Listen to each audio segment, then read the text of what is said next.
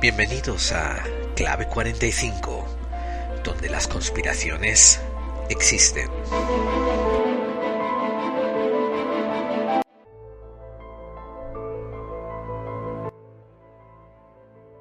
Uno de los problemas de la entropía, uno de los problemas del aislamiento, del aislacionismo, es que muchas veces no te enteras de que al otro lado del globo ya han descubierto la rueda cuando tú estás intentando poner cubos cuadrados a tu carro de tirar por los bueyes. Eso es un defecto del que ha pecado por muchas décadas, quizás por muchos siglos, los Estados Unidos de América. Como ellos son su propio continente, piensan que no les hace falta para nada el resto del mundo. Y mientras decimos eso y le echamos tierra a los Estados Unidos de América, en Europa, cada uno de los paisitos que componen ese continente, muchas veces pecan de lo mismo. España es un claro ejemplo de ello. El podcast que hicimos sobre los OPARTs y los creacionistas recibió algunos comentarios diciendo que eso no era un problema muy extendido por Europa o por España. A lo cual yo aducí: cuando veas a tu vecino poner sus barbas a remojar, etcétera, etcétera. Así hoy vamos a tratar el tema OVNI, pero vamos a, como siempre, hacerlo en estilo Clave 45, donde hablamos de ovnis en la antigüedad y particularmente descritos en el Antiguo Testamento, en algunos libros de la Torá, de la Biblia, y después pasamos a analizar si había agendas y qué tipos de personas son los que están haciendo esos estudios sobre los ovnis en la antigüedad de la Biblia. Pero antes de comenzar el programa quiero compartir una cosa con ustedes. Se trata de un pequeño paso en la nostalgia. La gente entrada en sus 40s, sé que hay algunos entre ustedes, van a viajar atrás en el tiempo y van a imaginarse sentándose delante de una televisión, probablemente en blanco y negro, y a ver si les recuerda esto algo.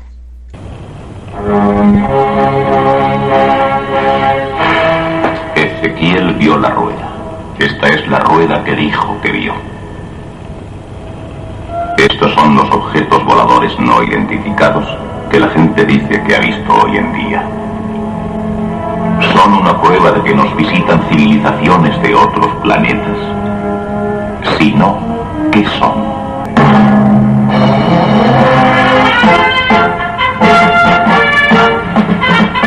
Investigación OVNI.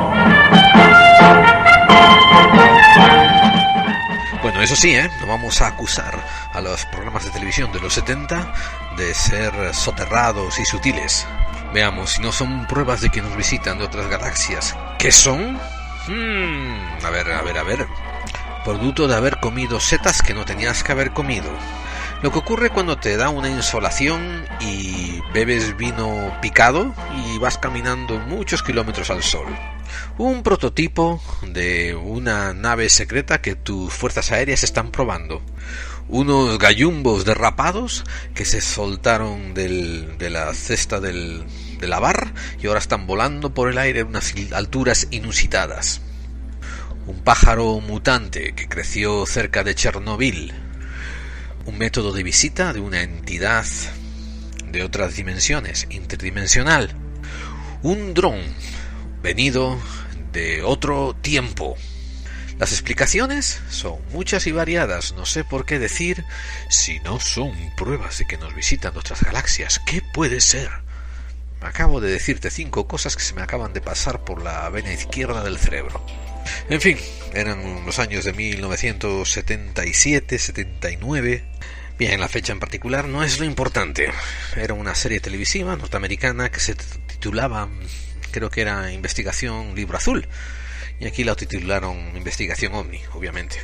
Pero esa mención particular que tiene sobre la visión de Ezequiel va a ser recurrida una y otra vez, y ahora, digamos, 40 años después de la producción de esta serie, 40 años después de que Eric von Däniken sacase Los carros de los dioses, En YouTube tiras una piedra con el término Ezequiel y ovnis y te salen 50.000 vídeos, 50 millones de vídeos hablando sobre esto, lo que vio Ezequiel, y que tiene que ver con el tema de hoy, que son ovnis en la Biblia.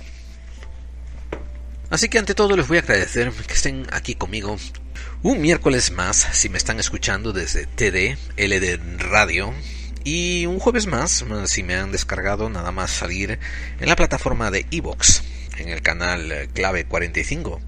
¿Quién soy yo? Yo soy su amigo, su compañero de viaje, la persona que lleva 1 año y pico haciendo este programa con ustedes, la parte más indispensable y esencial de este programa. Su, como digo, compañero de viaje, Gerald Dean. Y tengo en mis manos, me van a oír moviéndolo y abriendo páginas. Escuchen. Tengo en mis manos un libro titulado The Greatest Deception, The Bible UFO Connection, que se traduce por El grandísimo, el más grande de los engaños, la Biblia y su conexión con los ovnis, escrito por Patrick Cook. Y se deletrea, el primer nombre es Patrick y el apellido es Cooke, como la Coca-Cola pero con una O extra. Y hoy me voy a apoyar en este libro para cubrir una parte del podcast, la primera parte del podcast, donde vamos a hablar de los incidentes que se pueden cualificar como ovnis en el Antiguo Testamento, y también para investigar la segunda parte del podcast, que es una conexión muy extraña entre estos investigadores y la Biblia. Pero me oigan miércoles, me oigan jueves, me oigan sábado, domingo, da igual, porque esto es un podcast, por tanto es en diferido, así que les voy a desear buenos días, buenas noches, buenas madrugadas, buenas tardes, buenos amaneceres, buenos anocheceres, lo que les cuadre. Siempre es un día bueno para ponernos más al día, investigar más cosas del misterio, desvelar más claves y acercarnos un poco más a esos objetivos que nos interesan. Clave 45 ha sido y continuará siendo un podcast de misterio y conspiración sin ánimo de lucro ni monetización.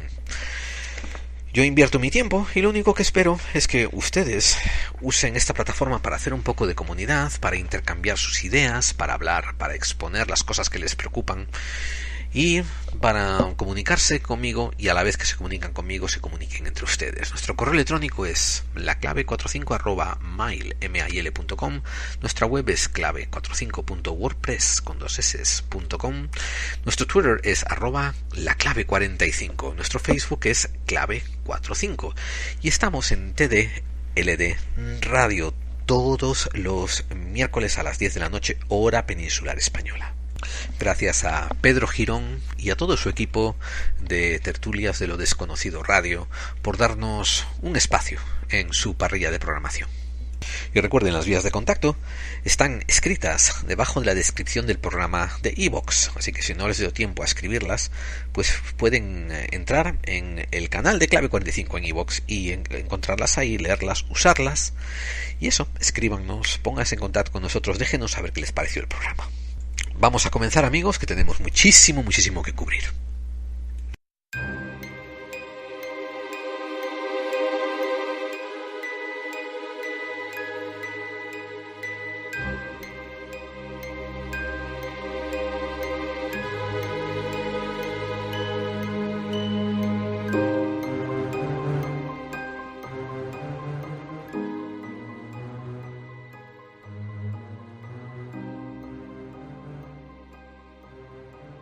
En el Antiguo y en el Nuevo Testamento abundan una cantidad de parrafadas donde el comportamiento de Dios o seres angelicales, celestiales, divinos puede emular y puede compararse mucho a comportamientos esperados hoy en día, comportamientos que hemos visto y traducido hoy en día, transliterado al fenómeno ovni, al fenómeno del objeto volante no identificado con conciencia. Aquí aprovecho para hacer dos matices muy importantes. Para los cristianos de denominación católica, apostólica y romana, que serán quizás la inmensa mayoría de los que escuchen este programa, La Biblia tiene connotaciones de ese libraco, ese manual que usan los curas, los sacerdotes católicos, apostólicos, romanos, para decir sus liturgias y para hacer sus misas. Incluso cuando te preparan para la comunión o para el catecismo, que son unos sacramentos católicos, casi nunca se usa la Biblia per se. Usan como un manual extraído de la Biblia, que tiene muchas componentes de la dogmatización de la Iglesia de siglos posteriores, y yo que sé, que lo llaman incluso catecismo, lo llaman guías espirituales, etcétera, etcétera. Pero fíjense ustedes en que los católicos pocas veces son referidos por los sacerdotes que recurran a la Biblia, que supuestamente es el libro fundacional. Para dejar el tema de una vez por todas ya bien asentado, le recordaré y le referiré a aquel programa que hicimos, el número 31, llamado Yahvé, el perfil de un dios psicópata, donde explicamos que Yahvé es una composición de varias palabras, entre ellas la de Elohim, que quiere decir varios dioses, y que tiene un origen muy confuso. Y todo esto, aunque lo hablé en ese podcast, tiene muchísima importancia al darse cuenta que el alfabeto hebreo es un alfabeto sin vocales, por lo cual es posible que una vez que escribas una palabra, al omitir escribir las vocales, la misma representación de las consonantes puede a lo mejor significar diferente palabra. Los últimos estudios que se están haciendo acerca de los orígenes de la religión judaica parecen indicar que se trata de una religión de pastores nómadas que fueron levantando pequeños trozos de religión y pequeños retazos, influencias de otros pueblos en los que vivían a sus alrededores, y eventualmente se compuso en esta religión monoteísta. Pero analizando el libro sagrado, que es la Torá, que es del que se deviene eventualmente la Biblia católica y la religión que los católicos tienen, dentro de la Torá se comienza en los primeros libros del Génesis a hablar de Elohim, que se traduce por grupo de dioses. Quiero decir, a final de cuentas, que es un término que se usa para hablar del plural, no del singular, no de un solo Dios. Por tanto, ahora cuando comencemos a hablar de comportamientos dentro del Antiguo Testamento que tienen mucho paralelismo con los objetos volantes no identificados que exhiben un comportamiento inteligente, ustedes tienen que referirse al material original. ¿Y por qué esto es importante?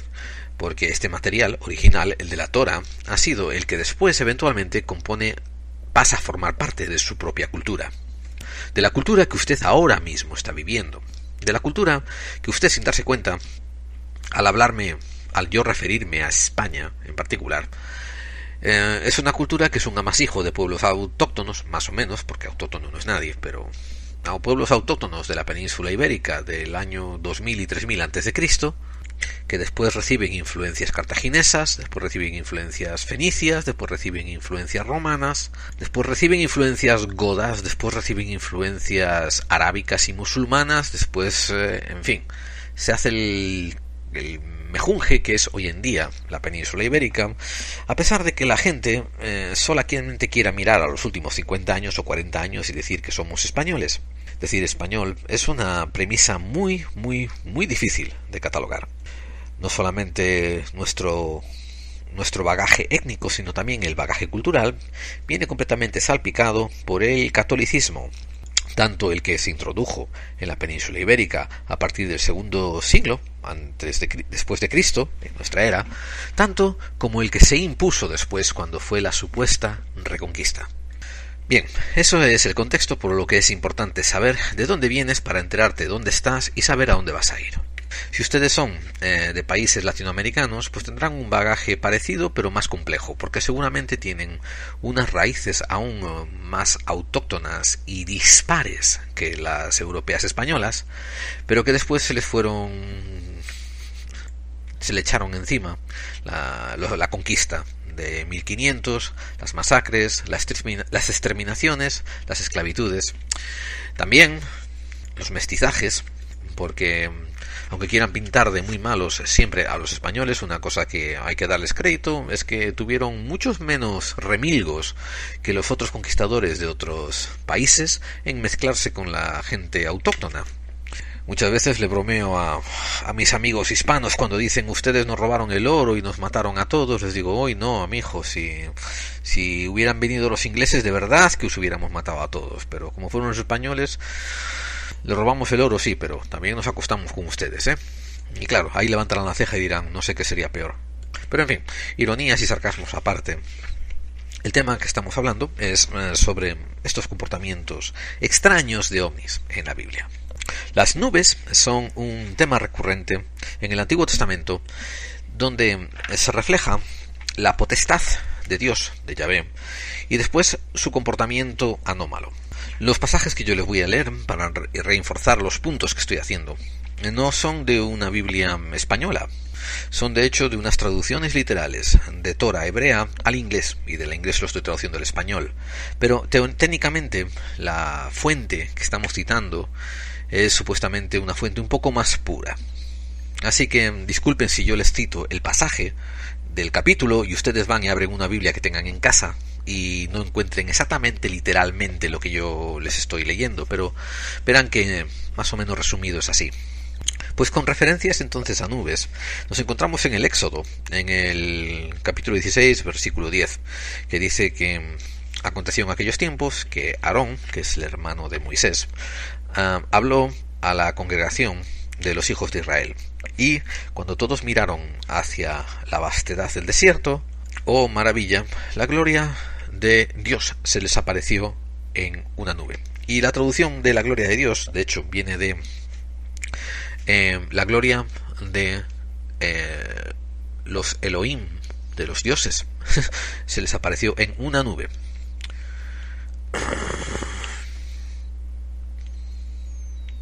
Más adelante aparece en el capítulo 24, el versículo 18 todavía del Éxodo, que Moisés se encuentra con esta nube que representa a Yahvé, y él entra en la nube. Dice que entró en mitad de la nube y se levantó hacia la montaña. O sea, lo transportó a Moisés a la montaña, y allí estuvo durante 40 días y 40 noches. Ustedes pueden argumentar, bueno, Dios, Yahvé, tiene derecho a aparecer como le salga de los huevos. Si quiere aparecerse como un búho verde, puede aparecerse como un búho verde. Si quiere aparecerse como una nube, puede aparecerse como una nube. Y yo digo, tienes toda la razón del mundo. Pero yo no estoy leyendo estos versos como un creyente, como una persona que tiene que hacer apologías por Yahvé, que tiene que darle explicaciones en frente a Yahvé, que tiene que disculpar el comportamiento de Yahvé. Yo estoy leyendo esto como una persona que está interesada en el misterio y está interesada en encontrar lo que se esconde detrás de los mitos. Por eso veo que ocurre algo, que ocurre que uno de los contactados que habla con un ser diferente, no humano, fíjense en las palabras que estoy usando, pues entra en una nube, pero yo estoy haciéndome la idea de que a lo mejor esta explicación, el uso del lenguaje de nube, es para enmascarar la falta de descripción de lo que están mirando o algo que se le parezca similar a lo que están mirando. Básicamente una cotejación, una aproximación a la realidad que ellos conocen, cuando les toca describir algo que desconocen de manera inmensa e intensa. Si ustedes conocen un poco las historias del contactismo, verán que esto que ocurre con Moisés y con Yahvé es una historia de contactismo. Recapaciten sobre George Adamski, recapaciten sobre lo que cuenta Sixto Paz.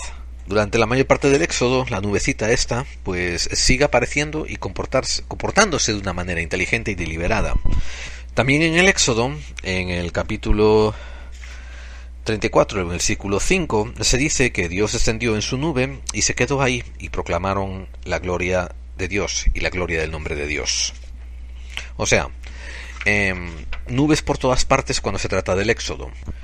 En el capítulo 40, versículo 34, dice, y estoy traduciendo mientras estoy leyendo, Entonces una nube cubrió la tienda de campaña de la congregación, y la gloria del Señor cubrió el tabernáculo. Y Moisés no fue capaz de entrar en la tienda del tabernáculo, porque la nube permanecía sobre él y la gloria del Señor continuaba impregnando ese tabernáculo. No sé qué estoy leyendo. Quiero decir, leo las palabras, pero no le veo un sentido, una representación visual a lo que estoy leyendo. Están intentando describir que una nube se posa encima de su templo sagrado y que aparece como un resplandor. ¿Es a eso a lo que se refieren con la gloria del Señor? ¿Y por qué ese resplandor impide que Moisés entre dentro de la tienda de campaña? Te continúa el versículo explicándote el comportamiento. Decía: y cuando la nube se levantaba del tabernáculo, entonces los hijos de Israel podrían continuar su camino. Pero cuando la nube no se levantaba de la tienda de campaña, entonces no podrían continuar su camino, porque la nube del Señor estaba sobre el tabernáculo durante el día, y por la noche se semejaba a un fuego. O sea, mucha gente tiene la impresión también de que el Moisés andaba medio perdido por el desierto y por eso tardaron 40 años en recorrer algo que el otro día me hizo gracia. Un chico en Google Maps trazó el recorrido desde Egipto hasta Jerusalén que debieron de haber hecho los judíos y le puso caminar, y creo que tardaban 2 o 3 semanas en caminar el recorrido que hicieron los judíos, mientras que ellos estuvieron 40 años, ¿no?, haciendo. Pero una cosa que quiero explicar es que no fue tanto que estuvieron perdidos dando vueltas y haciendo cosas así, sino que de hecho se refiere mucho dentro del Antiguo Testamento a que esos 40 años fue porque Dios, la nube de Dios se posaba y paraba de guiarlos durante tiempo. Eso sí, hay otras apologías diciendo que era porque Moisés había pecado, había perdido el camino, etcétera, etcétera. Pero básicamente, con un Dios todopoderoso como Yahvé decía serlo, pues se le había perdido el tom-tom, se le había jodido el GPS y parece que la nube de Dios, pues no sé, no había pagado la cuota de mantenimiento esa de la suscripción del GPS, o no había actualizado los mapas porque se pasó 40 años llevando a los israelitas por ahí dando tumbos.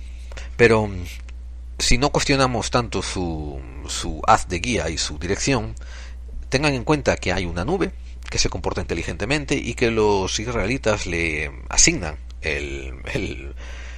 la característica de ser el vehículo de Dios y que se comporta inteligentemente. En el libro de los Números, también dentro de la Torah, hablan particularmente como a veces el vehículo, la nube de Yahvé, se detenía por meses. Está en el capítulo 9, versículo 22. Tanto como fueran por 2 días, como fuese por un mes, o como si fuese por un año, a veces la nube se detenía encima del tabernáculo y permanecía ahí. Y los hijos de Israel permanecían en sus tiendas de campaña y ya no viajaban más. Pero cuando la nube se levantaba y comenzaba a moverse, los israelitas se levantaban y viajaban. Repito, no le echen tanto la bronca a Moisés por andar perdido. Sí pueden echar la bronca a Moisés por andar siguiendo a un Yahvé que no tenía compás y que se había salido de casa con el mapa equivocado. En el libro del Deuteronomio se especifica como la nube de Yahvé, el vehículo de Yahvé, lo que ustedes quieran considerar, pero esa área donde Yahvé viaja y se hace visible a los israelitas, pues funciona como vehículo de reconocimiento, scout. A ver, en el capítulo 1, versículo 33 del Deuteronomio se dice: y él se fue en el camino delante tuya para buscar un lugar donde vosotros podríais poner vuestras tiendas y iluminar con fuego durante la noche, para mostraros el camino que debieras de seguir, y lo haría en una nube durante el día. Se está refiriendo a la guía que le dio Yahvé a los israelitas en el desierto después de su éxodo de Egipto.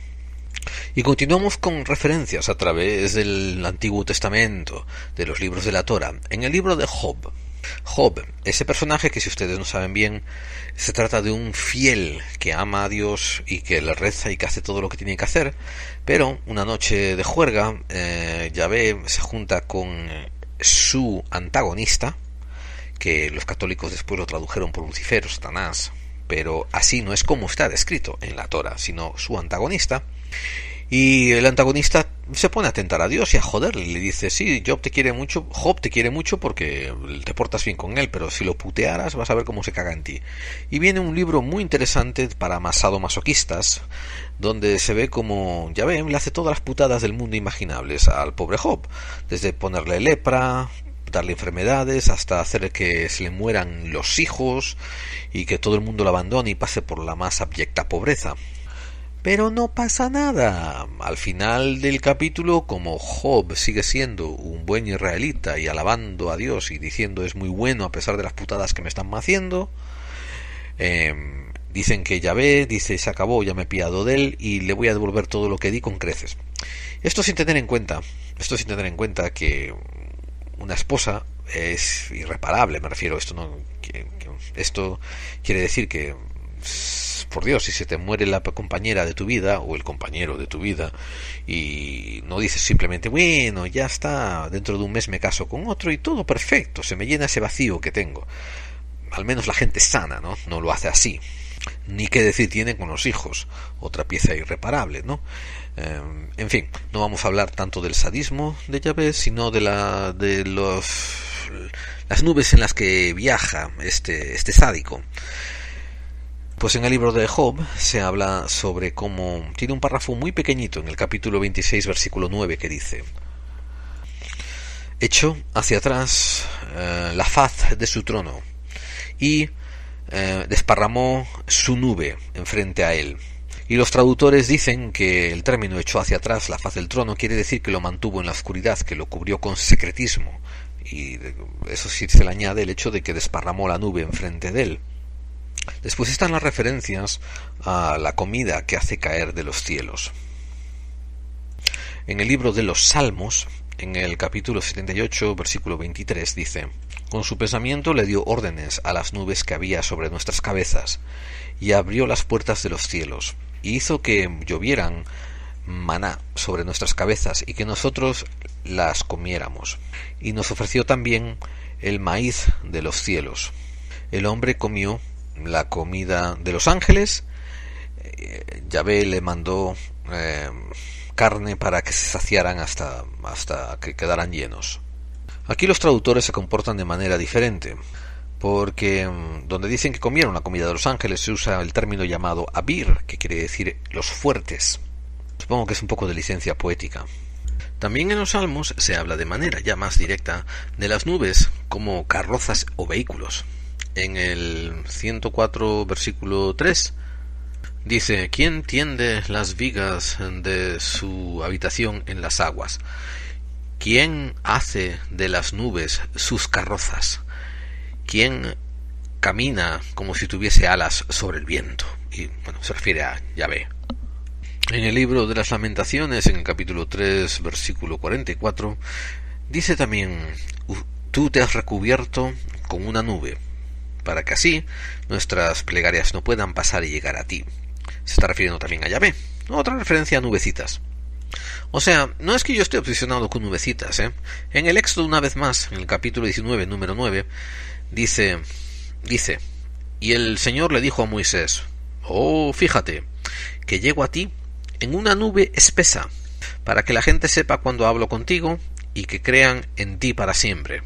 O sea, que él mismo dice, el mismo Yahvé les está diciendo que está usando la nube para venir y darse a ver. También hay poliformismo. También se usan diferentes formas para expresar fortianismo, para expresar algo anómalo. Por ejemplo, en el Éxodo, cuando está dirigiendo a los judíos, dice en el capítulo 13, versículo 21: y el Dios Yahvé se movió delante de ellos durante el día como si fuese una columna de una nube, y les guiaba, y por la noche se expresaba como si fuese una columna de fuego, y les daba luz. ¿Ven? Aquí ya se está poniendo un poco más interesante el asunto de usar diferentes formas, y en este caso columnas de fuego.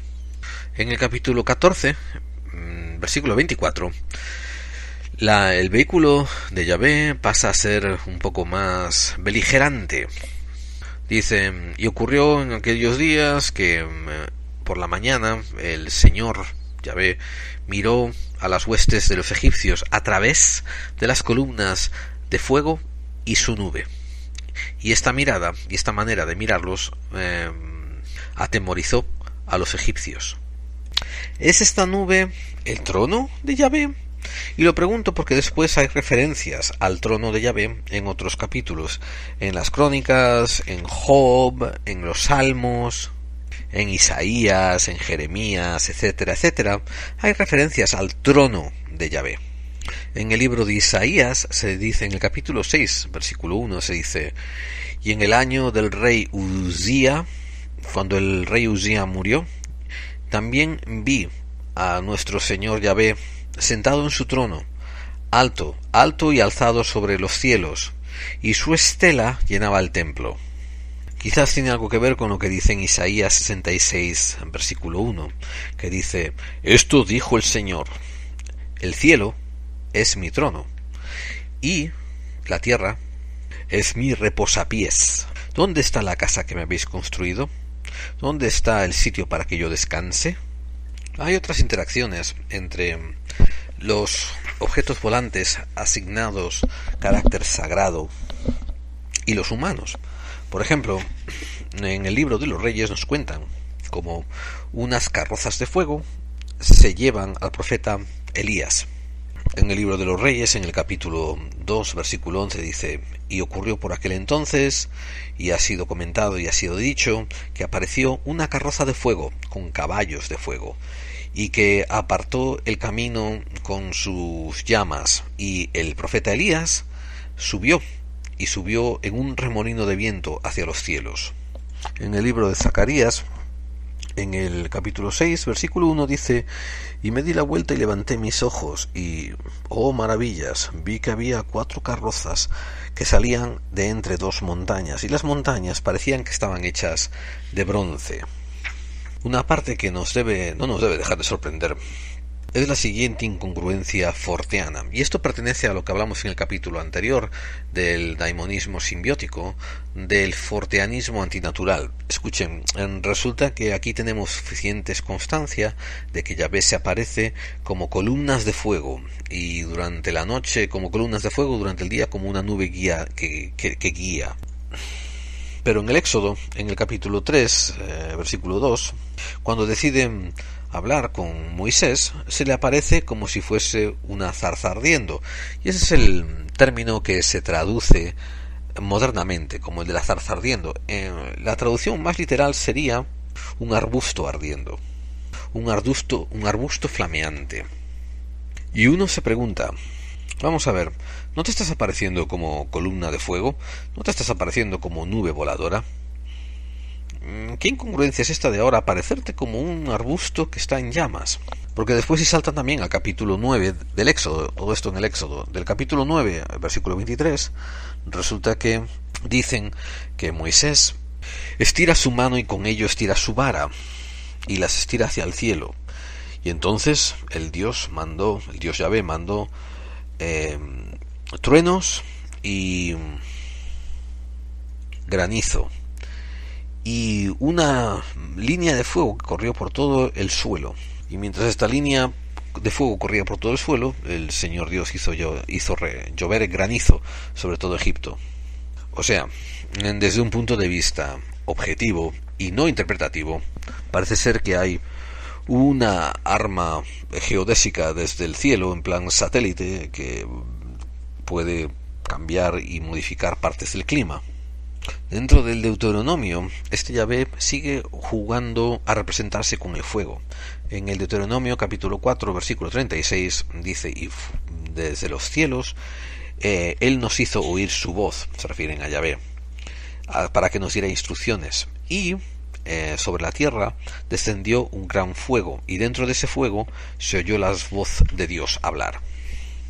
En el libro de los Reyes, el capítulo 18, versículo 38, nos dice que entonces el fuego descendió de los cielos por parte de nuestro Señor Yahvé, y consumió todo lo que había sido puesto en sacrificio, toda la madera, las piedras, incluso el polvo, y hizo evaporarse el agua que había en la trinchera. Una parte imprescindible que tenemos que tocar son los encuentros cercanos a la tercera fase. El autor Patrick Cook nos hace un dibujo de 4 encuentros en particular de la cuarta fase. El autor Patrick Cook hace 4 menciones a encuentros de la cuarta fase, que es cuando el ser humano hace contacto y es invitado a la nave no humana. Yo le corrijo al autor, me tomo la libertad de corregir al autor y añadir algunos más. Los que el autor menciona es el que aparece con Moisés en el Éxodo. Moisés comienza a hablar con esta nube voladora, que supuestamente es la nave de Yahvé, y después empieza Yahvé a molestar a los egipcios para dejar que salgan los israelíes, los judíos, y después Moisés entra en la nave durante la visitación y durante el encuentro en el monte, y después de ahí se pasan el resto del tiempo siguiendo a la nave de Yahvé por el desierto. Ese fue el primero que delinea Patrick Cook. El segundo es el famosísimo ejemplo de Ezequiel, que lo vamos a cubrir un poco más en detalle dentro de un ratito, Pero básicamente el libro de Ezequiel es la aparición, la visión de un objeto que eventualmente se delinea como si fuese un vehículo físico, un vehículo capaz de volar, y Ezequiel entra en el vehículo. Después el autor usa el Nuevo Testamento, y al usar el Nuevo Testamento se refiere al capítulo de la transfiguración de Jesús.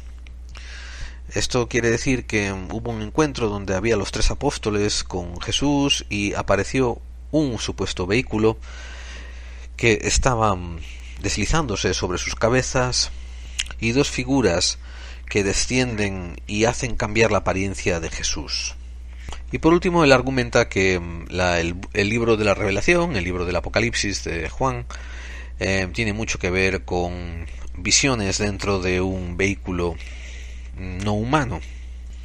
Y creo que por despiste del editor, en otras páginas más adelante hace menciones a otros encuentros de la cuarta fase, y yo se los he recopilado juntos para que ustedes vean que esos 4 eventos que acabamos de citar, aunque alguno más ambiguo que otro, no son los únicos. Por ejemplo, en el Génesis, en el capítulo 5:24, aparece la mención de Enoc. Y se dice un párrafo muy escueto, dice: y Enoc caminó con Dios y dejó de estar, porque Dios se lo llevó. Así, todo con unos puntos entre cada frase, cada una de esas 3 frases. Muy escueto, sin explicar qué quiere decir nada de esto de que caminó con Dios, ni que quiere decir que ya no estuvo más, ni que quiere decir esto de que Dios se lo llevó. Nada, ahí queda eso, chúpate esa, Teresa. Después se repite lo de Moisés cuando entró en el vehículo de Yahvé. Después habla de cuando Yahvé habla con Samuel en el libro de Samuel. Dice en el capítulo 22, en versículo 17 de Samuel, dice: y él me llevó desde los cielos, me arrebató, me trajo consigo y me hizo volar sobre las aguas, me rescató de mis enemigos fuertes, esos que me odiaban y eran demasiado fuertes para mí. Y estos me estaban buscando la calamidad para que llegase el fin de mis días, pero el Dios me salvó, Yahvé me salvó. Entonces aquí hay una referencia indirecta acerca de algo así parecido a una abducción. En el libro de los Reyes habla del profeta Elías, que lo llevan otra vez a los cielos. Recuerden que llegó en un mare magnum de viento y se lo llevan. Después aparece la mención de Ezequiel, que aparece en el libro de Ezequiel, en el capítulo 11, versículo 1, donde dice que el Espíritu me arrebató y me llevó a las puertas de Dios, y lo metió en la nave, en el vehículo, en el objeto este. Llegado a este punto, ya hemos explicado muchas apariciones, muchos avistamientos de carácter forteano que se pueden correlacionar con ovnis, que aparecen en el Antiguo Testamento y que por obra de fe, y esto no hay ningún sarcasmo en ello, estoy diciendo que por acto de fe, porque la gente así prefiere creerlo, se le atribuye a una deidad, a Yahvé en este caso. Acabamos repasando el caso de que nos cuenta el profeta Ezequiel.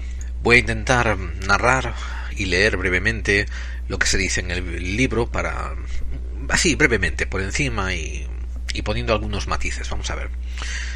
Miré, y he aquí que venía del norte un viento huracanado, y una gran nube, con un fuego centelleante y un resplandor en torno de ella. En su interior había algo como metal resplandeciente en medio del fuego. Muy bien, hasta aquí, amigos, vemos que vuelve otra vez el concepto de la nube como el vehículo divino, el vehículo de Yahvé. Vuelve el fuego, vuelve los resplandores. Hasta aquí algo que no es nada que no hayamos visto ya.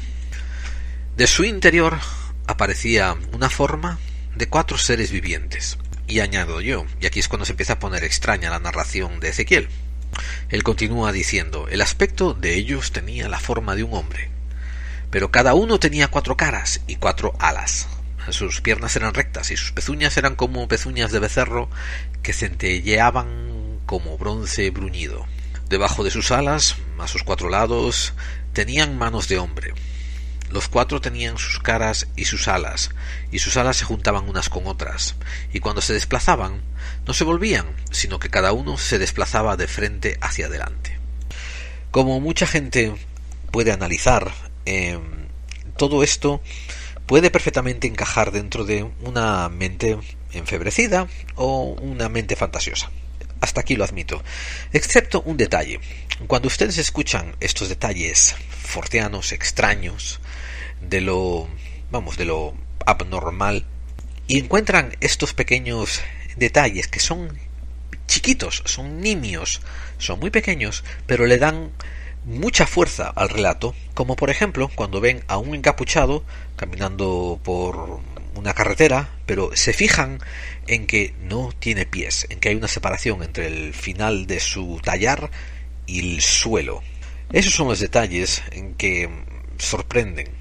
Me acuerdo particularmente de la narración que hizo aquel testigo en Pensilvania, en Bear Creek, que la segunda vez que vio una aparición, años después de la primera, eso quiero decir con años después, pues recordaba que parecía que las dos figuras compartían un solo brazo que les pasaba como si se estuviesen agarrando del hombro, como si fueran niños que se agarraban del hombro para ir a la escuela. Pues así era un solo brazo a las figuras. Eso me daba a mí un toque extrañísimo. Y después el detalle que él dijo que una tenía un pie y la otra no. O sea, qué cosa tan rara, ¿no? Pues aquí viene algo parecido cuando el profeta describe que tenían sus caras y tenían sus alas, y que las alas se juntaban unas con otras, pero cuando se desplazaban no se volvían, sino que cada uno se desplazaba de frente hacia adelante. Un detalle pequeño pero fascinante para darle fuerza y credibilidad a esto, a que él vio algo así que le llamó así la atención. Él continúa diciendo: la forma de sus caras era la cara de un hombre, con una cara de león en el lado derecho de los 4, una cara de toro en el lado izquierdo de los 4, una cara de águila en los 4. Así eran sus caras. Y esta parte es la que a mí me parece pesada cuando la reafirman diciendo así eran sus caras. En fin, sus alas estaban extendidas hacia arriba, y cada uno tenía 2 alas que se trocaban entre sí, y otras 2 que cubrían sus cuerpos. Y quizás esto sea una referencia también a la descripción que había sobre los querubines que había sobre el Arca de la Alianza. Pueden ustedes buscarlos, ¿no? Y decían que los querubines, había 2 querubines que tenían las alas extendidas hasta tocarlas entre ellas. Pero fíjese lo que él sigue diciendo: cada uno se desplazaba de frente hacia adelante, iban a donde quiera que el espíritu decidía ir, y no miraban cuando se desplazaban.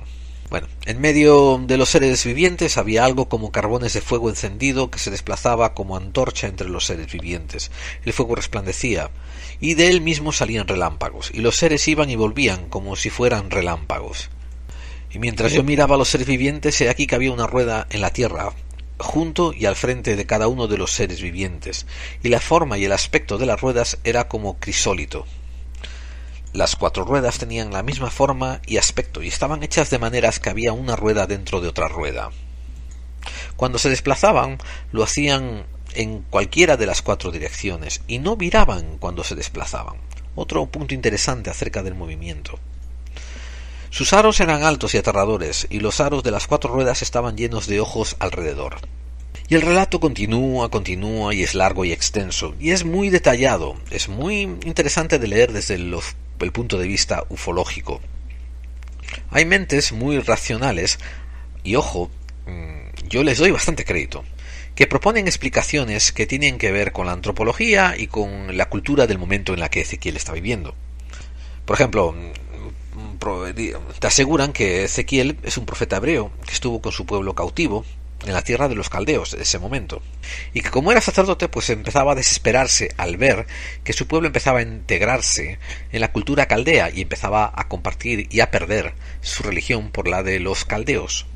Súmenle a esto el hecho de que ellos se creen el pueblo elegido porque, en teoría, Yahvé les ha creado una alianza con ellos, pero ahora se están viendo que están pasando penurias y que están siendo supuestamente esclavizados, que están siendo por lo menos dominados por los caldeos, y les hace pensar que a lo mejor su Dios los ha abandonado. Y esto es una cosa curiosa. Si Yahvé establece una alianza con ellos diciendo que los va a proteger y después no los protege, eso sí quiere decir que Yahvé los ha abandonado. No quiere decir que los haya abandonado para siempre, pero al menos o rompió su promesa o los abandonó. Y por tanto, cualquier pueblo tiene cualquier derecho sobre desesperarse por un Dios que incluso rompe promesas y que no les da amparo. Pero bueno, aquí vienen estos sacerdotes que son todo feístas, que creen en la fe por delante de todo, e intentan hacer que el pueblo vuelva a Yahvé. Sobre todo en los escritos posteriores los justifica diciendo que no es Yahvé el que abandona al pueblo, es el pueblo que se separa de Yahvé. A mí me suena esto, ¿no?, como los principios de una antiquísima cantinela que vamos a escuchar, como que se va a traducir en el siglo XXI a fue el pueblo el que vivió por encima de sus posibilidades. Y así pues, en las conversaciones que tiene a continuación, Yahvé avisa que va a mandar terribles castigos a este pueblo judío si no vuelven a sus antiguas creencias y sus antiguas prácticas. Y también avisa que va a dar buenas promesas de vida eterna y de maravilla y de todo el mundo cantando Kumbaya y todos felices y comiendo perdices si lo hacen y regresan. Pero ojo, una vez más, estas deidades semidaimónicas se comportan como niños malcriados y quieren que los humanos hagan todo y que ellos verán si después les apetece hacer algo. Los analistas más racionales dicen que también Ezequiel decide representar a los seres con cara de león, toro y águila porque estas son partes de las virtudes del pueblo judío, la representación de las virtudes del pueblo judío en hombre, león, toro y águila. El hombre es la creación de Dios, el león representa la sabiduría y la paciencia, el toro representa la fuerza que tiene el pueblo de Israel y el águila representa el poder y la soberanía del citado pueblo. Aunque gente que analiza aún mucho más habla sobre cómo el toro y el águila fueron impregnaciones dentro de la cultura de la exposición que tuvieron los judíos a otras culturas como la Sumeria, donde allí sí se adoraban esos animales. Pero fíjense ustedes qué cantidad de corrupción hay en todo este significado, que más adelante a los evangelistas se les representa también con estos símbolos judaicos. A Mateo se le representa con el hombre, a Marcos como el león, a Lucas como el toro y a Juan como el águila. En fin, los críticos más racionales dicen que el libro de Ezequiel es una historia fantasiosa, es una historia alegórica donde se usan simbolismo, imágenes que son muy conocidas por el pueblo judío para atemorizar al pueblo judío con esta visión y con este contacto directo de Dios. Porque si hay un sentimiento de que Dios te ha abandonado y tú después vienes diciendo que eres un profeta que ha hablado con él y que ha visto estas cosas tan tremebundas, tu mensaje posiblemente sea mejor recibido que si vienes y dices que tú crees que eres de la opinión, ya que eres de la casta de los sacerdotes, de que todo el mundo debiera ponerse las pilas y volver al redil y volver a la vieja usanza. Eso posiblemente caerá en oídos sordos. También los más pragmatistas son bastante precisos escribiendo el argumento de que Ezequiel posiblemente no escribió nada de esto, es lo más probable, porque posiblemente vivió esto en un cautiverio donde a los judíos no se les permitía escribir. Posiblemente transmitió esto de vía oral y tardaron varios cientos de años en poder ser recopilado de manera escrita. Y claro, el juego del telégrafo, ¿no? Dices al oído hierba, otro escucha mierda, después otro se lo dice a otro y escucha terra, y otro escucha perra, y al final quién sabe lo que sale cuando la sexta persona dice lo que cree haber oído. Esto no impidió que un autor norteamericano, Joseph Bloombridge, el apellido se escribe Blumrich, publicase en 1974 Las naves espaciales de Ezequiel. El título en inglés es The Spaceships of Ezekiel. Él admite, el libro fue un bestseller en 1974-1975. Venía también respaldado el hecho de que el autor, en el momento en que lo publicó, trabajaba para la NASA y tenía un título muy largo: Chief of NASA's Systems Layout Branch Program Development at the Office of Marshall Space Flight Center. Pero básicamente tenía que ver con que era como el director de unos sistemas de investigación para la propulsión dentro de la NASA. Y en muchas entrevistas él admitió, así, con el corazón en la mano, él admitió que había leído el libro de El abuelito de los alienígenas ancestrales de Erich von Däniken, y que cuando estaba leyendo a este autor y había llegado a la parte en que él hablaba de Ezequiel, postulando de que posiblemente lo que él describía en el Antiguo Testamento se tratase de un encuentro con ovnis, pues a él se le subió un poco la bilirrubina, se cabreó y decidió demostrar que lo que estaba hablando Däniken era falso, lo cual suena un pelín extraño. Y verán, me suena un poco extraño porque una persona de ciencia sabe que demostrar que algo es falso es bastante más difícil que demostrar que algo es cierto o que algo no es cierto. Ya sé que ustedes dirán, es lo mismo. Bien, pero esos pormenores los dejaremos para otro día en que discutamos falacias y cosas de filosofía. Pero a mí este argumento que hace él me suena un poco contradictorio. Me suena como querer decir, yo era un escéptico, pero cuando estudié el tema más profundamente me convertí. Y esto es un argumento que oigo derecha, izquierda, centro y adentro, por todas partes, cuando hablan autores del misterio, gente del misterio, etcétera, etcétera, que vienen por lo general diciendo, oh no, yo soy una persona muy escéptica, no me creo nada, no, nunca me interesó nada de nada, hasta que me pasó que vi el fantasma de Caperucita. Entonces por eso ahora estoy investigando el género fantasma y publiqué mi nuevo libro que se encuentra disponible en todas las librerías, El fantasma de la abuelita, etcétera, etcétera, etcétera. Me parece una manera como de venderse a sí mismo como pseudo escéptico y que después se ha convertido en creyente. Y algo así parecido me ocurre con este autor, con Joseph Blumrich, porque lo que él acaba haciendo, y yo creo que era su intención desde el principio, empezó a seguir los pasos descritos por Ezequiel de una manera pragmática y de una manera de ingeniería como él era experto. Y siguiendo los relatos que propuso el profeta, empezó a dibujar todo lo que le estaban contando en el libro el libro de la Torah. Y cuando publica las naves espaciales de Ezequiel, está llena de croquis, de bocetos, de diseños, de planos, y todos bastante bellos, bastante bien diseñados, bastante bien hechos. Blumrich era un emigrante alemán que sacó la nacionalidad americana en los años 60. Y sí, es cierto que trabajó para la NASA. Lo que la gente ha podido investigar acerca de Blumrich, yo poco he podido investigar y he tenido que usar las investigaciones de otros, eso queda aclarado.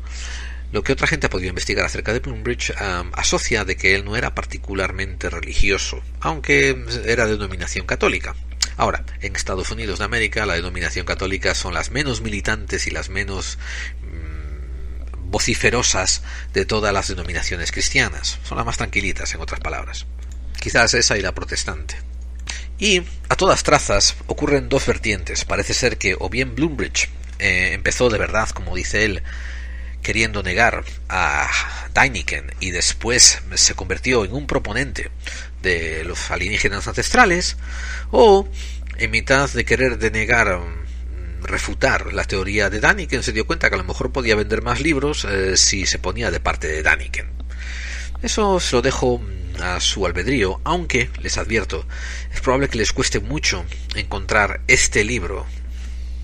Las naves espaciales de Ezequiel se publicó en alemán e inglés principalmente, y hoy en día no se ha vuelto a republicar.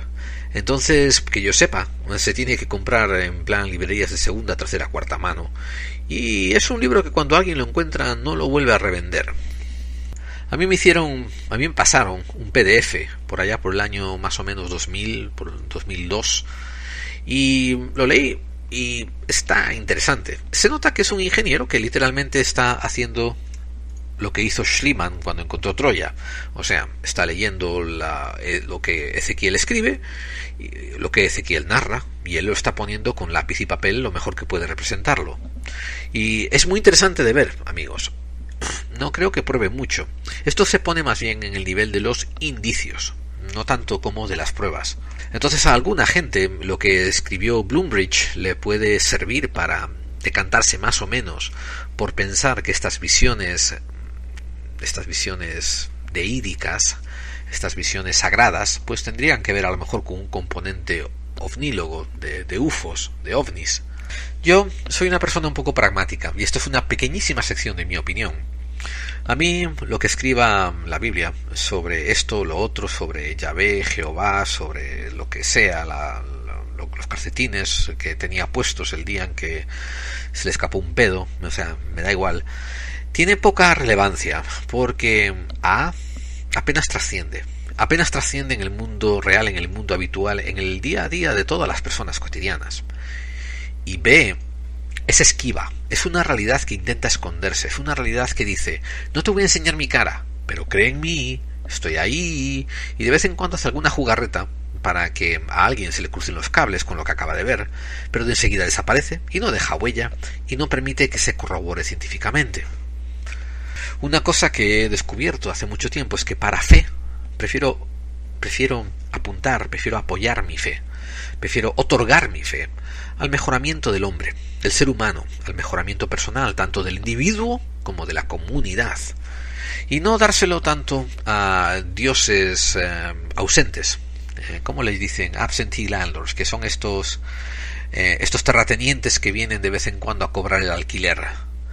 Así es como se comportan estos dioses ausentes. Y hablo de todo el panteón de dioses y no me estoy metiendo solamente con el Yahvé ni con ninguno de los cristianos. Estoy hablando en general del inmenso panteón de dioses, tanto los griegos, los romanos, los asirios, los musulmanes, todos. Se comportan como si fuesen estos terratenientes ausentes, ¿no? Que dejan el mensaje, pórtate bien, haz lo que sea, que si no un día vengo a darte una paliza, y cree en mí, rézame mucho, pero yo no voy a hacer nada por ti.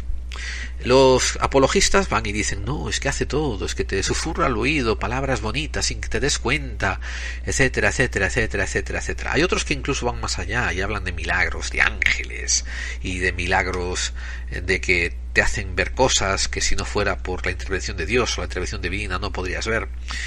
Y yo respeto eso desde el punto de vista, y voy a aclarar la palabra respeto eso desde el punto de vista de que no intento que la persona se sienta mal por yo no creer en ello, ni intento tampoco que ellos se sientan, que mi manera de verlos como imbéciles repercuta en su manera de continuar ejerciendo lo que ellos creen. Ahora, como acabo de expresar, sí, mi opinión personal es que la gente que decide otorgar su fe, su creencia, el poder de su creencia a una cosa ausente así, pues sí, son parcialmente imbéciles. Otra gente también son muy espiritualmente o personalmente débiles, tienen carácter débil y necesitan muchos apoyos, tuvieron problemas durante la infancia y no pueden construir su personalidad debidamente o de una manera estable, ¿no? Y necesitan estos tipos de apoyos.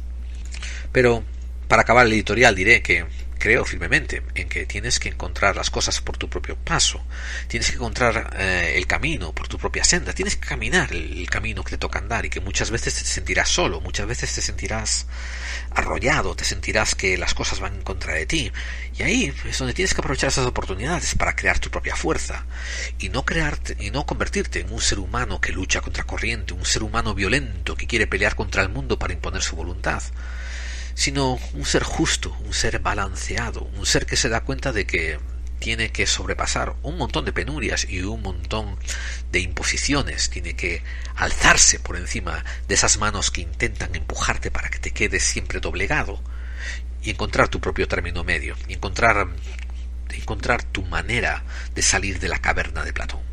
Continúo entonces ahora con Bloombridge. Me llegó este PDF y les digo, suena interesante, se lee muy bien y los dibujos son la parte más bella de ello, los bocetos, los diseños que hay, son una parte bellísima. Pero continuamente van a encontrar que hay gente que habla de este libro como si hubiesen como si lo hubiesen leído, y es un libro bastante difícil de conseguir. El autor después pasó a escribir otros libros que tenían que ver con temática parecida. Él escribió un libro que yo no he podido leer, acerca de las leyendas de los indios Hopis, y lo he buscado pero no lo he podido encontrar. Y algo que tiene que asesorar su integridad personal es que escribió muchos artículos sin ser de pago, lo hizo gratuitamente, altruísticamente, dio lecturas, conferencias y entrevistas también de una manera gratuita, sin ser de pago. Y él admite estar interesado en investigar la teoría de los alienígenas ancestrales, pero no se define como un fiel proponente de ello, al menos en las entrevistas que yo he podido leer de él. Es como que le interesa el tema, lo quiere investigar, no lo quiere descartar, pero tampoco dice que es la última palabra y tampoco se considera un Dainequista, un proponente de Daniken. Y ahora, en la última sección para cerrar este monográfico, voy a hablar de la fuente de la que me serví en su mayoría para hacer este monográfico, que es este libro que comenté titulado The Greatest Deception por Patrick Cook. Y repito, el tipo se deletrea C-O-O-K-E, y el libro se traduce algo así como el engaño más grande. Y la Biblia y su conexión con los UFOs es el subtítulo, con los ovnis. Creo que la primera impresión del libro fue en el 2002 y no creo que fuera reimpreso. Es bastante difícil de conseguir. Yo tengo una librería bastante grande. Lo comento porque soy uno de estos personas que residen en los Estados Unidos, que cuando vienen los amigos a visitar, lo primero que preguntan es: «Coño, ¿para qué quieres tanto libro?». Es una cosa que en España es un poco mejor entendida, mientras que en los Estados Unidos, pues no tanto. El tener librerías grandes como las que tengo yo, llenas de libros, es algo que no cuaja muy bien con la mentalidad aquí. Yo tengo libros porque soy un amante de los libros, yo estoy enamorado de los libros. Los libros son una maravilla. En fin, dejo de divagar, continuemos. Me encontré este libro en una librería de segunda mano y cada otro fin de semana me dedico a pasear por ellas con mi señora, que tiene muchísima paciencia conmigo, y eso de vez en cuando me permite que me compre algunos libros que encontramos así en las librerías estas de segunda mano, y ahí fue donde me encontré este. El libro es un libro relativamente maravilloso. ¿Por qué? Porque tiene dos formatos, uno que es el compendio, pero otro que también es la divulgación. En la parte del compendio, el autor Patrick Cook se ha dedicado a recopilar de una manera exhaustiva, como si fuese un banco de datos, todos estos eventos forteanos que aparecen descritos en la Biblia y que son atribuidos características religiosas, características teológicas. Después, a lo largo de las 400 y pico de páginas que tiene, las divide estas apariciones, estos relatos, en diferentes categorías. Por ejemplo, los vehículos, y se pone a hablar de las nubes, los tronos, las carrozas, las luces en los cielos, etcétera, los objetos que dan vueltas como peonzas. Después habla de apariciones volantes y habla de cosas que aparecen en el cielo volando, cosas que están en la tierra y que despegan, cosas que estaban en el cielo y que aterrizan, etcétera, etcétera, etcétera. Y tiene unas secciones muy interesantes donde habla de, por ejemplo, los inmortales así como Jesús y los dioses, los gigantes, los ángeles, y básicamente hace una disección de los pasajes bíblicos de una manera asombrosa, de una manera genial. Pero eso es la mitad del libro, hacia las 200 páginas, ¿no? Después, más hacia adelante, empieza a meterse en las conexiones históricas entre los ovnis y la política, la geopolítica, los gobiernos militares, y empieza a hablar sobre cómo ciertos estamentos militares se dedican a estudiar también la Biblia, el Antiguo Testamento, como una fuente de posibles descubrimientos de tecnología o de saber. Y esto es fascinante. Lo que a mí me parece muy, muy, muy alabable es que la mayoría de todo lo que él escribe es con anotaciones, con fuentes y con citas, y se dedica a representarlo en el libro de una manera muy escueta. Y ahora, él de vez en cuando escribe lo que él piensa, porque el libro no se trata simplemente de una colección de citas, se trata de llevar al lector a usar estas citas para encauzarlo hacia una manera de pensar que tiene este hombre, que es que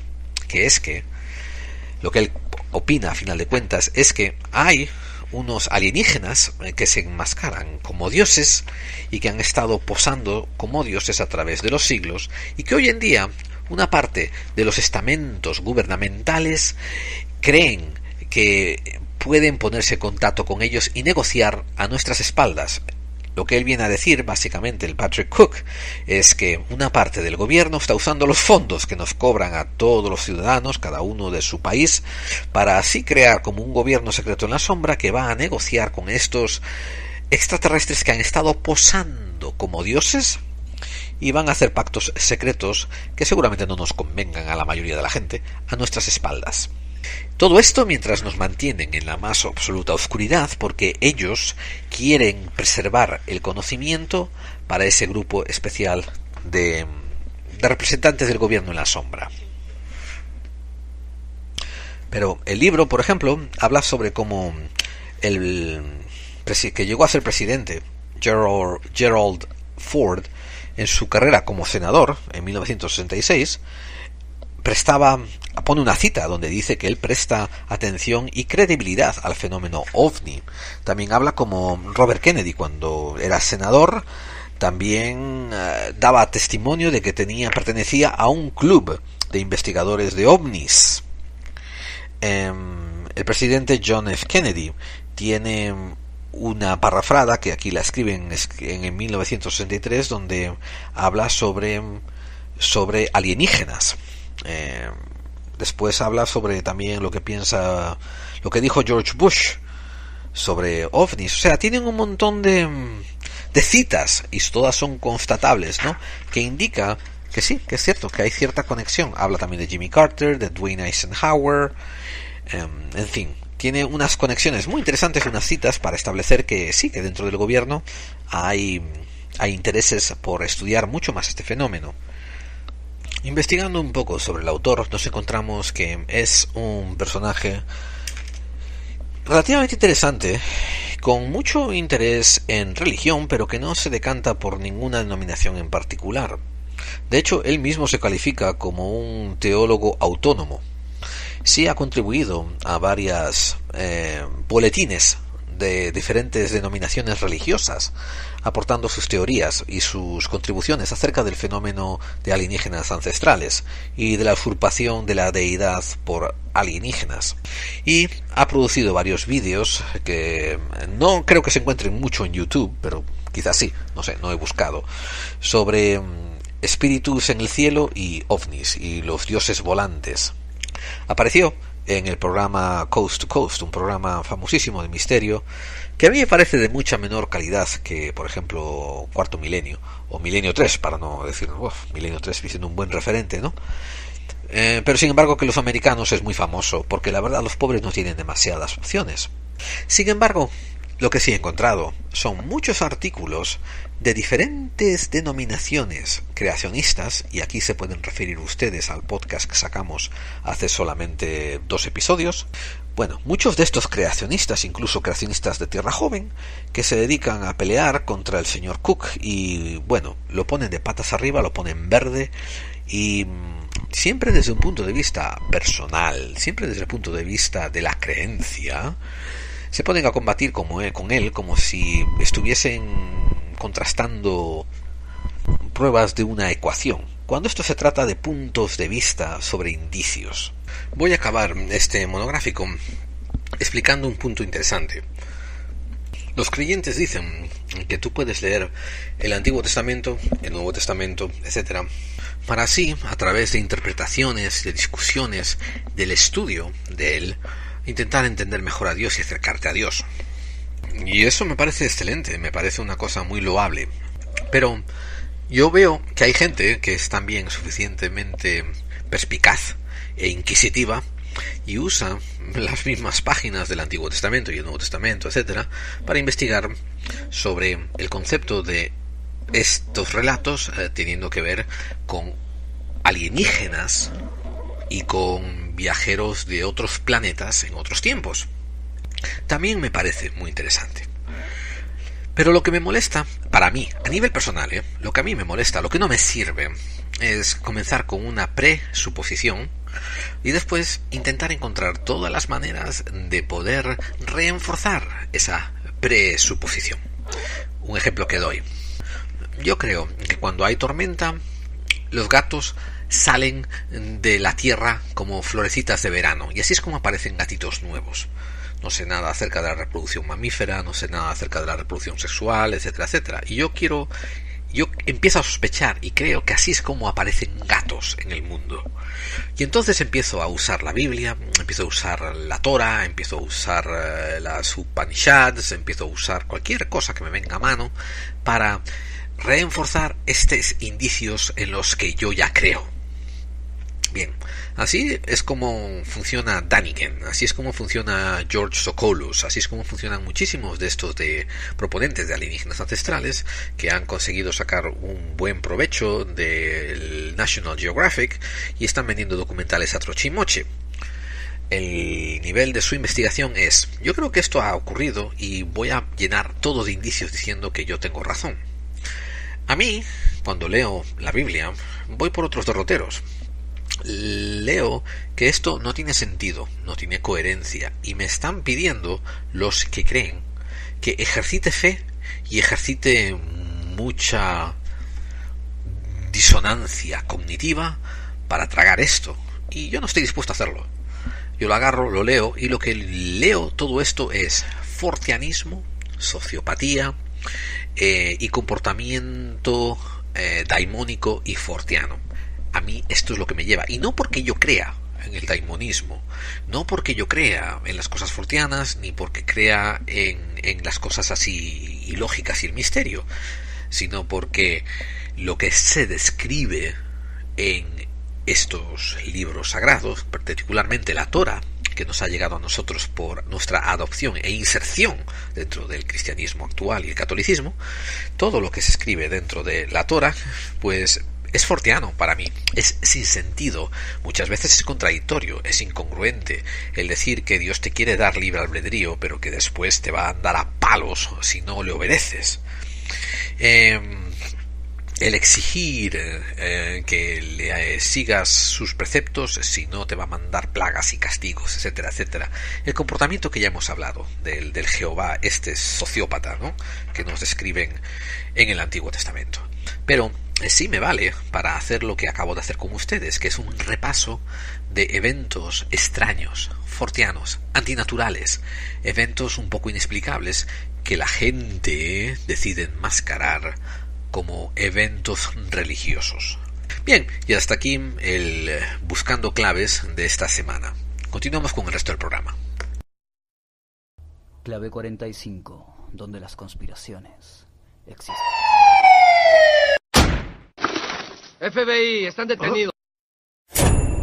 Codex Más Allá del Misterio presenta su libro Cazadores de Misterios, en lugares encantados, fenómenos paranormales, rituales clandestinos o la historia del Santo Grial. Una obra de Editorial Cidonia y prólogo de Lorenzo Fernández Bueno. Cazadores del Misterio. Una parte del precio de la obra será destinado a proyectos solidarios.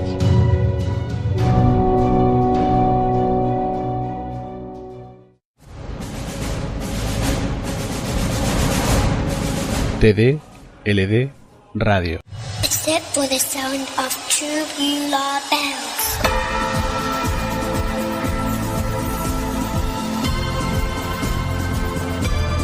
TD LD Radio.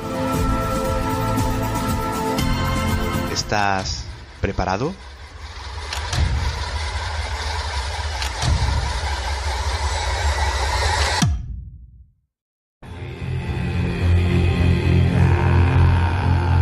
¿Te gusta el misterio? ¿La ciencia? ¿La vida extraterrestre y las conspiraciones, pero de una manera objetiva y bien documentada? Pues no te pierdas Enigmas al Descubierto, un programa interactivo donde podrás ver todo eso que estamos comentando a la vez que escuchas. Enigmas al Descubierto, un viaje a las profundidades del misterio.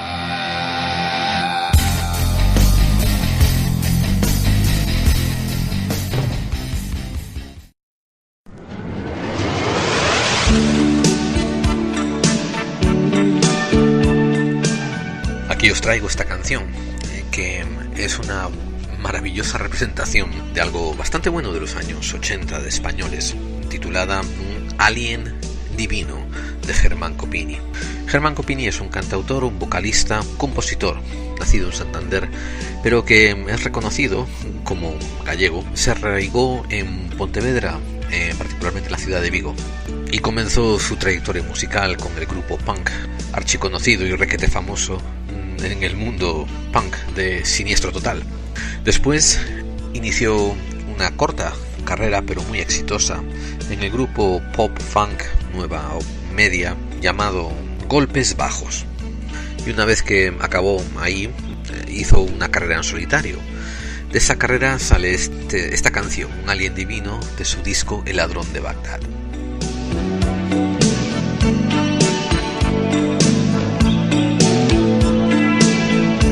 Gente continúa luchando en la vida,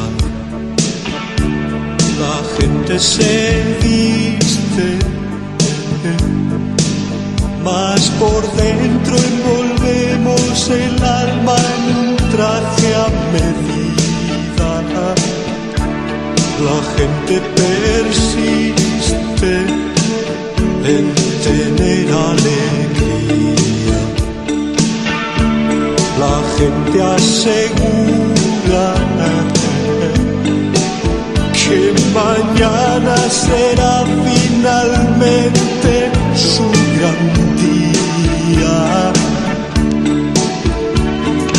No perdemos la manía de tener esperanza.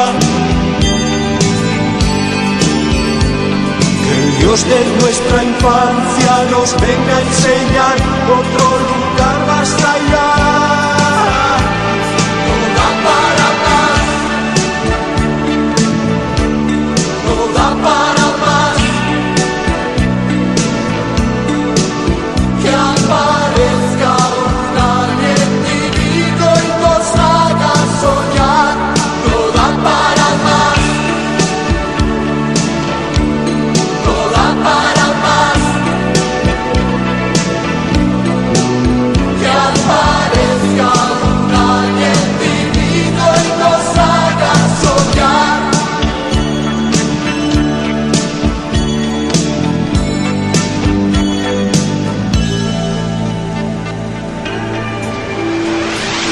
La gente continúa luchando en la vida. La gente se viste, mas por dentro envolvemos el alma en un traje a medida. No perdemos la manía de tener esperanza. Que el Dios de nuestra infancia nos venga a enseñar otro lugar más allá. No da para más, no da para más. Que aparezca un alien divino y nos haga soñar. No da para más. No da para más. Que aparezca un alien divino y nos haga soñar. No da para más. No da para más. Que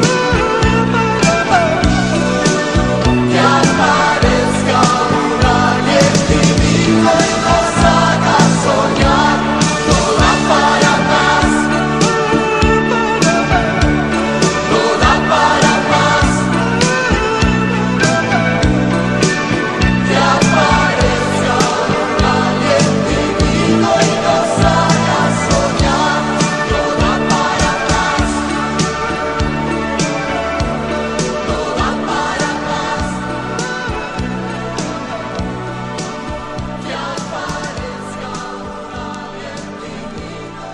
A Germán Copini lo perdimos el 24 de diciembre de 2013, si no recuerdo mal.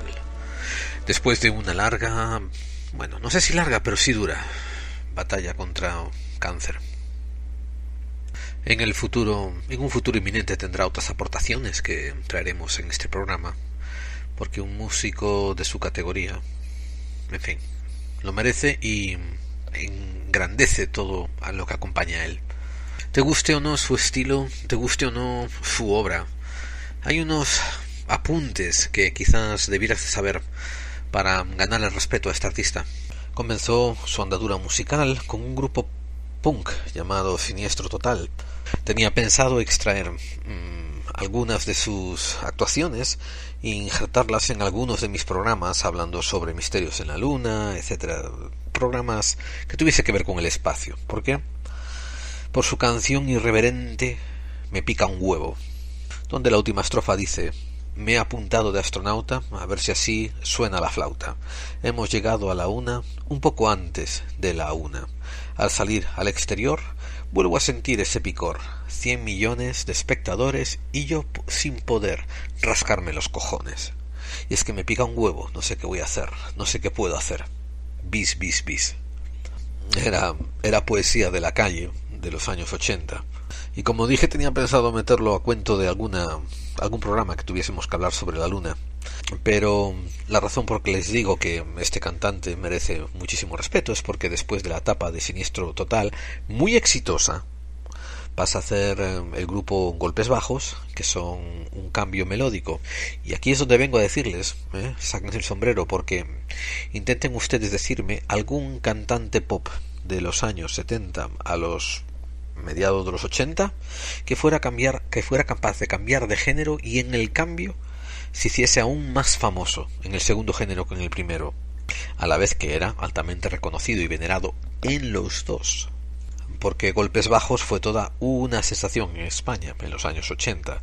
Fue algo que nos volvió a hacernos recapacitar de que la música podía tener letra, la música podía tener corazón, la música podía volver a tener intimidad aunque fuese pop. Y a la vez reflejaba aquella España, él con su cena recalentada. Era un retrato tremendamente fiel de lo que era una vida adolescente por las calles gallegas, y lo sé porque yo he vivido también allí en una parte de mi adolescencia durante un tiempo, y la canción de él me suena y me llega al corazón, esa de cena recalentada.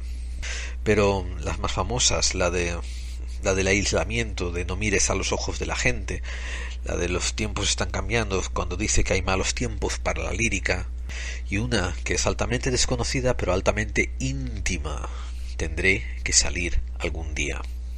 Este mismo cantautor que decía que le picaba un huevo y que no se lo podía rascar delante de los espectadores, el mismo que escribió la canción titulada Ayatola, no me toques la pirola, pasa a hacer una canción íntima donde dice: y es que nunca me acuesto sin haber aprendido algo nuevo, escondiendo mi cabeza entre las sábanas, derrochando minutos y no ando sobrado de ellos, tomando del día las últimas bocanadas, como un alma en pena encerrado en el cuarto de los huéspedes, creando aureolas de fantasía, donde hago oídos sordos a las súplicas diarias, esperando el paternoster, la pesadilla. En fin, ahí les dejo eso de recuerdo, de nostalgia, y también explicando que tiene un merecido lugar en los altares de la música moderna contemporánea. Y continuamos con el programa avisándoles que ahora, en las próximas sesiones, vamos a volver hacia la conspiración, y tengo una sorpresa preparada para el siguiente episodio. Los espero que se vuelvan más vocales, espero que me comenten qué les pareció el próximo episodio cuando lo oigan, y espero que manden sus críticas constructivas, destructivas, todo lo que no sea templadas y sin corazón, esas no hacen falta, pero por lo demás manden. Esta semana estuve escuchando algunos podcasts porque tuve que viajar un poco más de lo habitual, y así que pude ponerme un poco al día con mi lista reproductora, y les voy a decir encarecidamente que intenten acercarse al podcast El Círculo de Hermes. Es un podcast muy referente al que yo admiro mucho y escucho con mucha frecuencia porque tienen esa sensación de unos amigos que se sientan a intercambiar opiniones al micrófono sobre unos temas determinados del misterio y también a veces de conspiración. Pero en su episodio 200 le pusieron el título Los peligros del ocultismo, crimen, delito y misterio, y hicieron una entrevista con el escritor, el investigador Manuel Carballal, hablando del tema los peligros del ocultismo. Y Manuel Carballal es un muy respetado y reverenciado investigador del misterio en España, y la entrevista no tiene pérdida. Además que, claro, como los que hacen las preguntas son los miembros del gabinete del Círculo de Hermes, pues no tienen tampoco ningún desperdicio. Está excelente.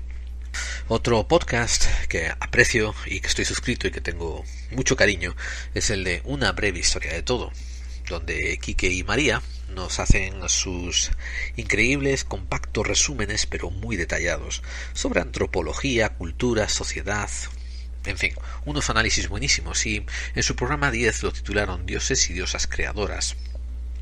Y creo que si lo ponen a la par con este, les va a resultar un programita muy interesante, ya que aquí hablamos un poco de Yahvé y los ovnis, lo que puede ser tomado por UFOs, por ovnilogía, y Quique y María en su podcast hablan ya de un compendio más generalizado de dioses en general y sobre todo sus actitudes repetitivas cuando quedan reflejadas en la cultura. Hacen también un trazado asombroso de una cronología sobre cómo las características de diferentes dioses, de diferentes panteones, se van heredando a través de los milenios, empezando desde Sumeria, Mesopotamia, siguiendo por Egipto y después los hebreos y eventualmente llegando hasta nosotros. Como que lo que hemos sospechado siempre, ¿no? Que son todo harina del mismo costado. Eso sí, el nuevo desorden mundial tiene mucha información, como diría yo, muchos datos por segundo.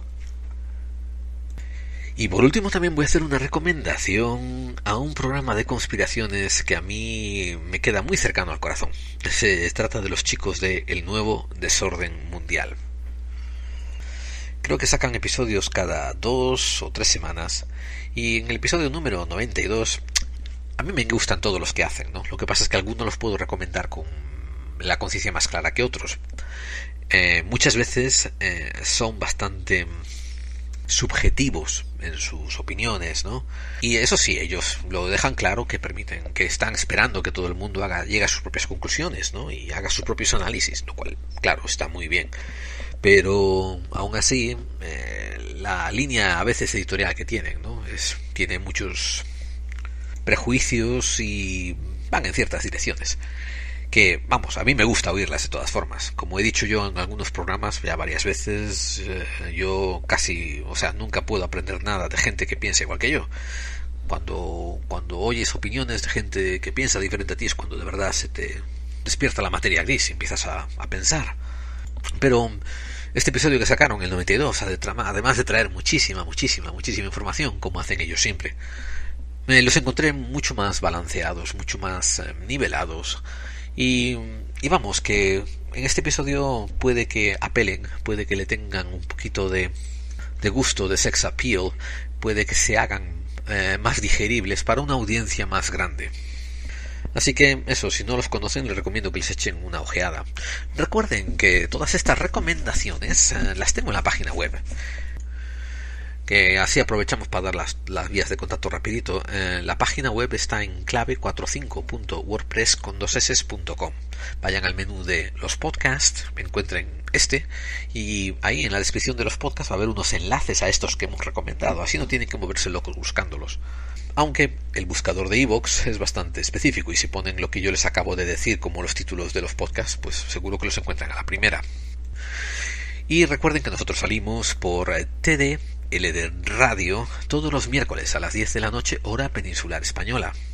Y después los jueves salimos por iVoox entrado en la madrugada.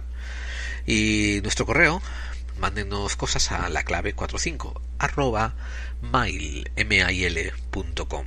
Twitter estamos en @laclave45, laclave45. Y en Facebook estamos búsquenos por clave45. Y tenemos el grupo de buscadores de clave, si quieren pedir ingresión en él. De hecho, vamos a abrir la sesión de contactados, hablando de algunos temas que nos trajeron los oyentes, que me parecen impagables. Y de vez en cuando ocurren unos momentos en que un oyente te dice dos cosas, dos pequeñas frases que te rechinan o que te hacen cambiar de chip de una manera particular. Al decir rechinar no quería decir que me sentara mal, sino que me da un impacto particular. Y esto me ocurrió en el programa 49, el de los fantasmas, definiciones y representaciones de la historia y su relación con lo daimónico. Títulos más largos que tengo que empezar a dejar de hacerlos tan largos. Bien, pues me escribió un oyente que se llama Celex. Y ya sé que pueden entrar ustedes a leerlos por ustedes mismos, ¿no? Pero esto le voy a explicar por qué tengo que recalcarlo.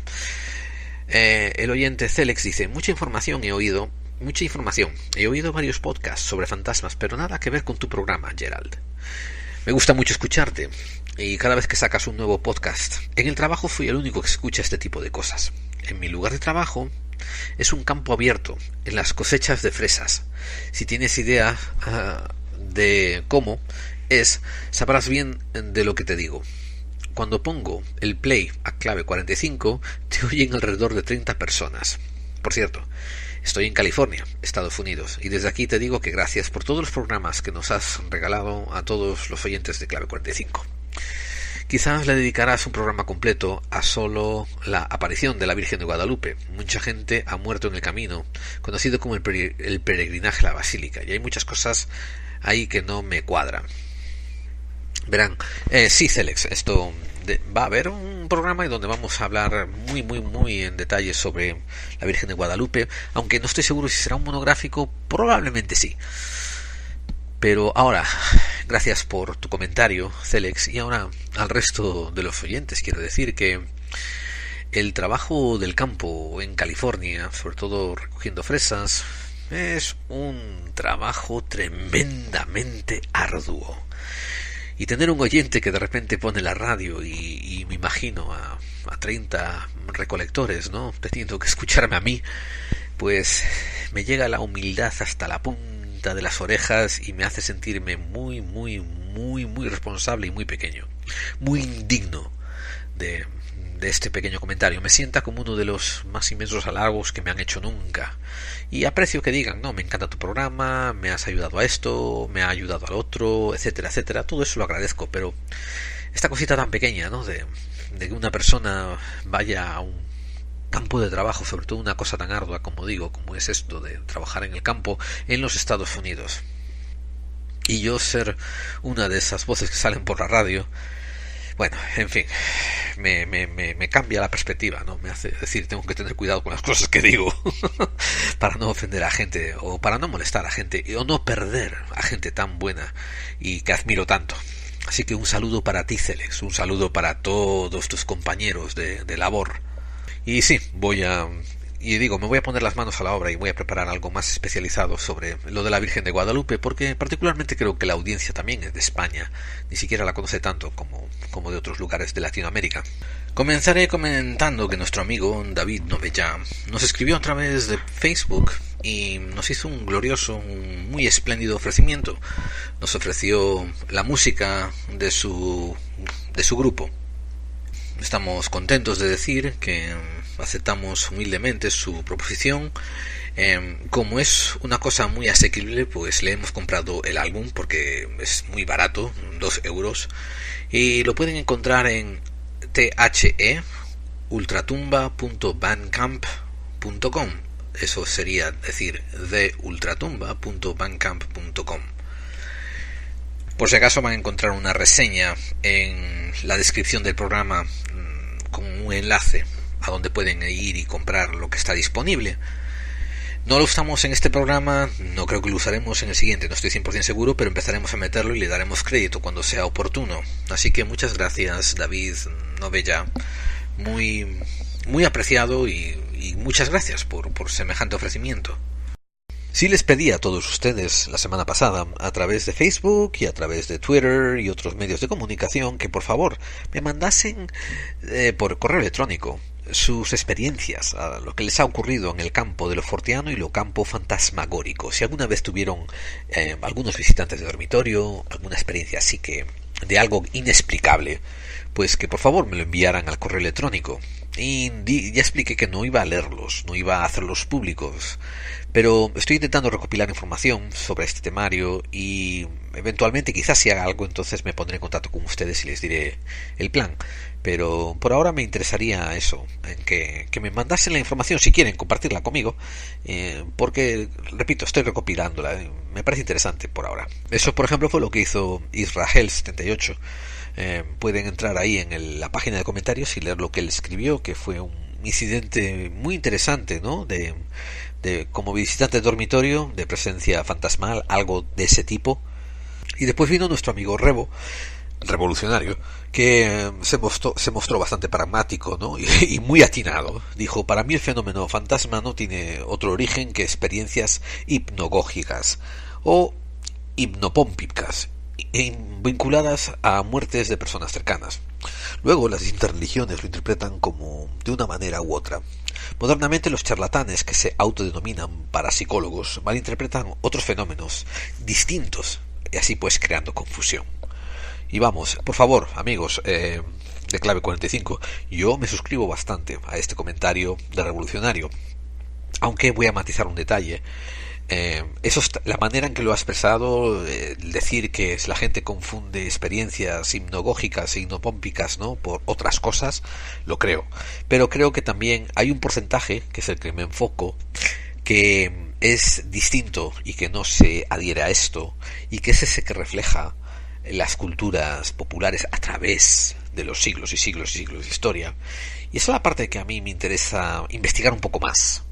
Repito, y le repito a todos, no estoy seguro de que los fantasmas existan o no existan o lo que sea, pero sí sobre todo sé, y una vez más estoy de acuerdo con Revolucionario, que somos muy reduccionistas, que somos muy limitados a la manera de expresarnos los eventos forteanos, las cosas fuera del ordinario que nos acontecen. Quizás daimónico, quizás no, pero en nuestro afán de sobresimplificar las cosas, que es básicamente lo que creo que está diciendo Revolucionario, pues acabamos poniendo todo en unos términos muy parcos y muy concisos y sobre todo muy simplones.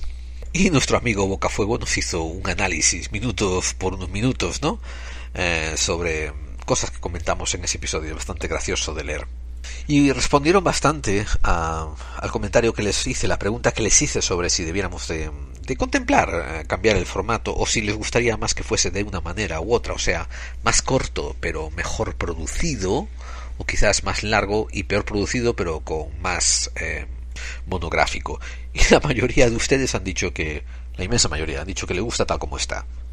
El oyente Aleluya dijo: a mí me encanta el programa, y es más, lo que me gusta es la sensación de que produce de ser un amigo que te está hablando contigo. La música no me preocupa tanto, creo que lo más importante es que te sientas cómodo, por eso que se transmite.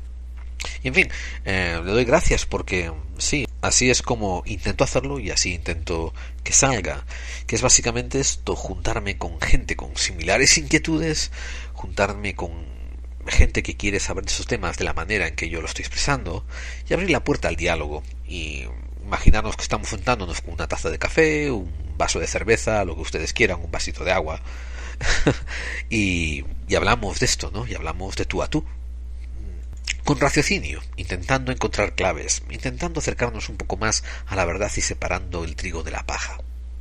Y hablando de contactos, Carlos Gómez se puso en contacto conmigo para hablar sobre un canal de YouTube que quería abrir, hablando sobre temas de misterio y conspiración, y pidió permiso para subir algunos de los vídeos que yo he puesto en nuestro propio canal de YouTube. Así que se lo di, obviamente, que no está muy cortés el pedir permiso, pero todo lo que publico, pues pueden ustedes usarlos, y siempre y cuando no le cambien el contenido y siempre y cuando hagan la atribución de cortesía. Bien, pues Carlos ha sacado el canal de YouTube y se llama Zona Cero. Está muy bien, es una recopilación de diferentes temarios de misterio y subió algunos de los míos ahí también. Se lo recomiendo, échenle un ojo, hagan una búsqueda por Zona Cero y pueden también a lo mejor entrar en grupo de Facebook nuestro de buscadores de claves y pedirle más información a Carlos ahí. Amigos, les repito lo que les repito en cada episodio. Una vez que los micrófonos se apagan en Clave 45, la conversación debería de continuar, tanto entre ustedes, en Facebook, en Twitter. Tienen que hacer comunidad, tienen que hablar entre ustedes, tienen que ir al otro lado del charco, a donde quiera que haya otra gente que piensen como ustedes, y empezar a ponerse en contacto. Tienen que empezar a romper este ciclo de desunión, de apartamiento que nos quieren imponer a través de la precariedad, de la crisis, del miedo. Así pues, aunque el programa se acaba por ahora, sepan que eso, el miércoles que viene estaremos en TD, LD Radio, a las 10 de la noche, y después en iVoox otra vez. Traeremos temas nuevos, empezaremos a meternos más en la conspiración esta que nos está apretando tanto el cuello. Así que se va a despedir de ustedes por ahora su amigo y compañero de viaje, dándole muchas gracias por haber estado aquí conmigo durante estos minutos, Gerald Dean.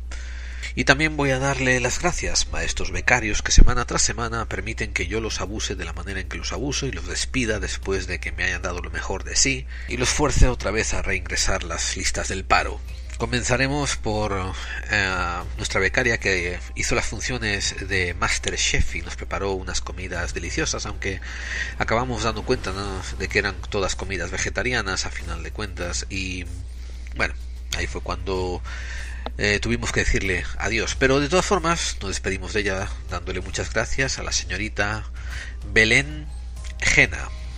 Su cocina no debía de haber sido tan excelente ni tan fuera de mención, porque acabamos usando a otra becaria como enfermera del estudio para tener que tratar los retortijones y las apretadas de panza que nos dieron después de haber comido aquellos menús. Pero una vez que nos curó, como buenos capitalistas que somos, la pusimos en la calle. Pero le damos muchas gracias y apreciamos todos sus esfuerzos a la señora Dolores Fuertes de Barriga. Por último, le pedimos al tercero de nuestros becarios que preparase una demanda judicial contra nuestra chef, nuestra cocinera, y lo mandamos a los tribunales a que empezara a hacer los papeleos, y justamente cuando sometió todos los papeleos, pues también lo despedimos, cuadró en viernes, así que le damos muchas gracias a nuestro querido becario Jacobo Ludo. Sospechamos que era argentino a pesar de que estaba intentando disimular el acento. Será reemplazado el próximo viernes por otro becario que ya lo tenemos en listas, el señor Keiko Jones. Veremos cómo nos va. Será el que se encargue de seguir la demanda en los tribunales. Si conseguimos sacar por lo menos 10 euritos, pues así es como funciona el mundo. Bien, amigos, acudan a la cita, que si ustedes vienen, yo estaré ahí. Y nos oímos el próximo miércoles por TD-LD Radio, o si no, el jueves por diferido en los foros de iVoox, en el canal de Clave 45, donde ustedes saben que, crean en ellas o no, las conspiraciones existen. Hasta luego.